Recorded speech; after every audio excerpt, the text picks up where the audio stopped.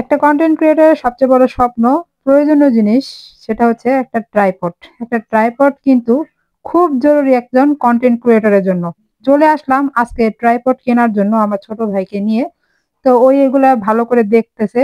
দোকানদারকে বলছে যে কোনটা ভালো হবে। দোকানদার খুব সুন্দর করে বুঝিয়ে দিতেছে যে এটা এরকম, এরকম, এরকম। এখন আমরা চলে আসলাম দোকানে। এটা হচ্ছে সাভার সিটি সেন্টারের ৩ তলা।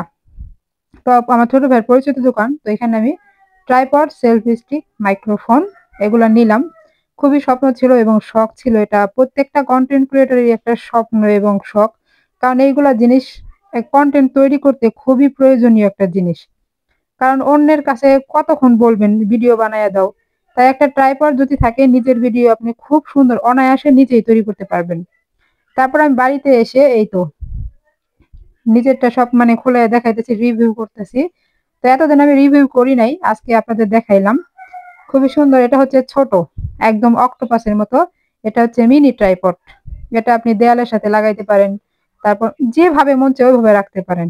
কাঠের সাথে লাগাইতে পারেন, চেয়ারের সাথে লাগাইতে পারেন। ছোটর মধ্যে ধামাকা হচ্ছে এটা। এটা একটা ছোট ট্রাইপড আরকি। তো এটা তো আমি কিনি নাই, এটা আমার ছোট ভাই আমাকে গিফট করছে। এই তো হচ্ছে মাইক্রোফোন। মাইক্রোফোনটা খুবই ইম্পর্টেন্ট একটা কনটেন্ট ক্রিয়েটরের জন্য। কারণ ধরেন আপনি দূরে ট্রাইপডটা রেখে ভিডিও বানাইতেছেন, কথা আস্তে আস্তে আসতেছে। তার জন্য একটা মাইক্রোফোন খুবই গুরুত্বপূর্ণ জিনিস। আর এটার মধ্যে হচ্ছে আপনার ওই যে ট্রাইপডের উপরেরটা যেটা আপনার ভিডিও করার সময় ফোনটা রাখা হয় এই। আর সেলফি স্টিকটা কিন্তু ফটো ক্ষেত্রে তারপর হচ্ছে আপনার ভিডিওর ক্ষেত্রে খুবই প্রয়োজনীয় জিনিস।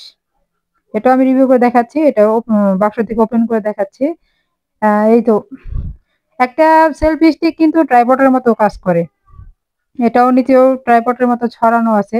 ছবিও তুলতে পারবেন, ভিডিও করতে পারবেন। খুব সুন্দর একটা ছোটর মধ্যে এটাও একটা ধামাকা। ছোট ট্রাইপড, এটার মধ্যে কোনো লাইট নাই আবার।